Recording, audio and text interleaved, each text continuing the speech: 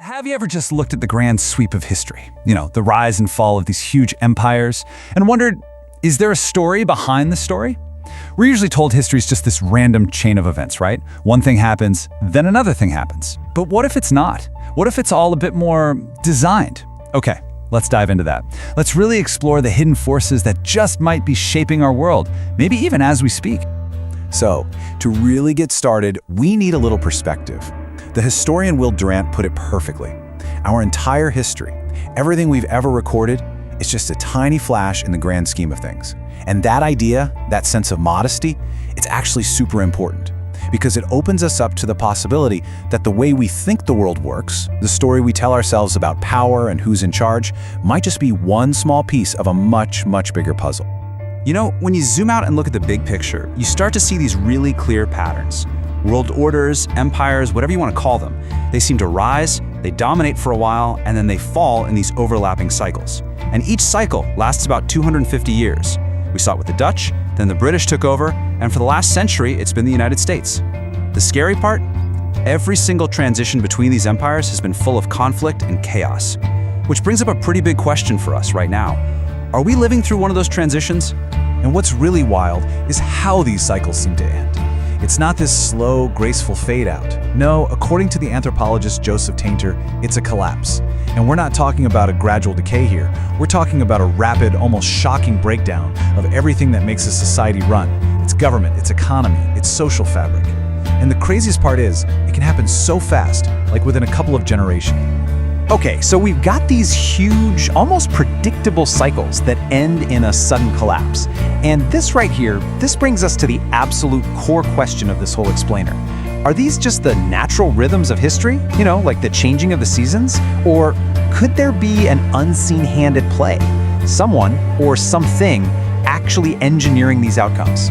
All right, this is where we go down the rabbit hole. So let's peel back that first layer. There's this historian, Carroll Quigley, and he was no conspiracy nut. In fact, he said he kind of admired this group.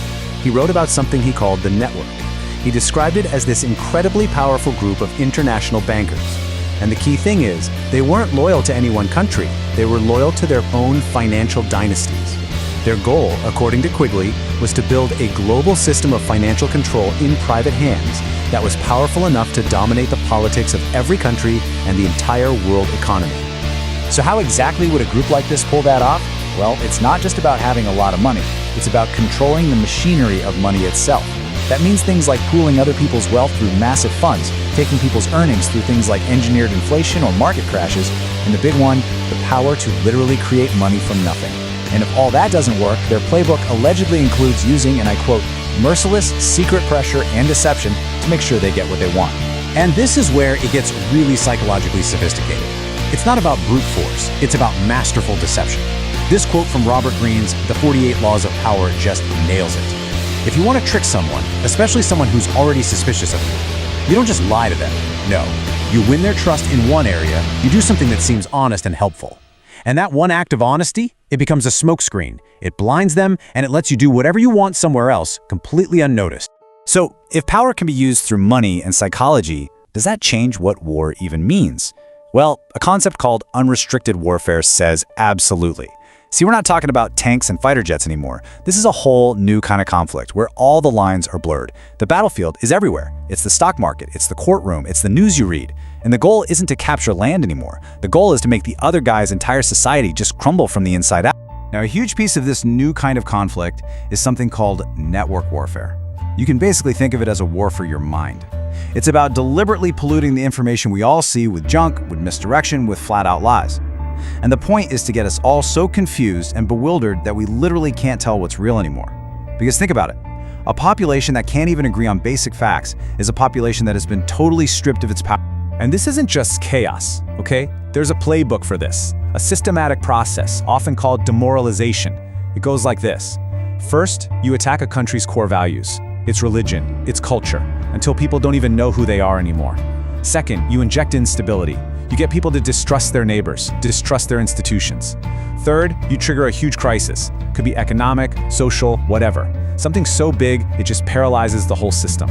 And then finally, in that moment of chaos and fear, you offer the solution, a new normal. And just like that, you've installed a whole new reality. And right when you think this can't possibly get any more intense, we hit the biological frontier.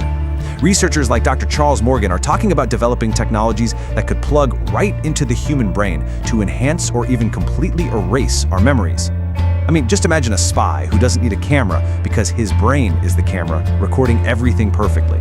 Or, and this is the really chilling part, imagine someone who can have the memory of a secret meeting totally wiped from their mind. This isn't science fiction anymore. This is where the research is headed. So, we've gone from controlling money to controlling information, and now to the potential of controlling the actual memories inside our heads. This leads us to a truly mind-bending pivot. I mean, if you can control someone's perception of reality by messing with their mind, what's the next logical step for anyone seeking ultimate power? What if the endgame isn't just to shape how we see the world? What if it's to shape the world itself? So check this out. In a real declassified CIA document about a program called the Gateway Process, they explore this incredibly radical idea about the universe.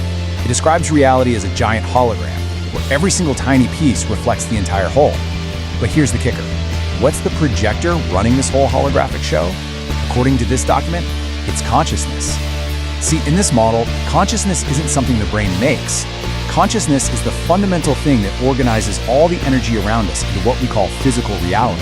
So this whole thing really boils down to two completely different ways of looking at existence. The standard scientific view, materialism, says matter comes first.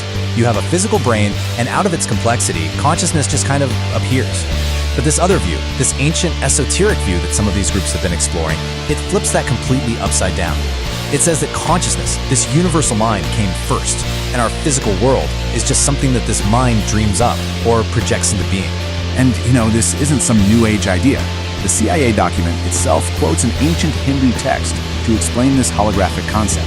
This image, Indra's net, is this beautiful web of pearls where every single pearl reflects every other pearl in the entire net. It's a perfect metaphor for this interconnected reality where the whole universe is present in every single part. It's this amazing moment where cutting-edge physics and ancient wisdom seem to be saying the exact same thing. And modern science actually gives us these little clues that reality is way weirder than it looks. Take quantum entanglement. Einstein famously called it spooky action at a distance. You can link two tiny particles together, and then, no matter how far apart you pull them, even if they're on opposite sides of the universe, what you do to one instantly affects the other. I mean, that just shatters our everyday ideas about space and distance, and it points to some deeper, unified reality that we just don't fully understand. So, let's bring this all back. We've gone from the cycles of empires all the way to the nature of reality itself. We have to come back to that first question. Is history just a bunch of random accidents, one thing after another with no rhyme or reason? Or is there a direction? Is there a script? And who's really running the show? Is power really held by the people we elect, the presidents and prime ministers we see on the news? Or does the real power, the power that truly shapes our destiny, live in the shadows with these unseen financial networks that operate completely outside of our control?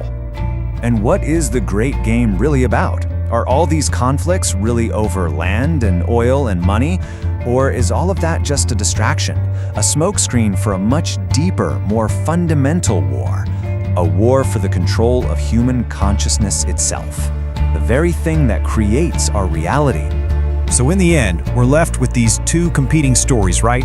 Two different maps of reality, the one they teach you in school, and this other one, the one that's whispered about. Maybe neither one is 100% right. But the final and most important question, I have to leave that with you. When you look at the world around you, with everything that's going on, which story of the world actually explains the most?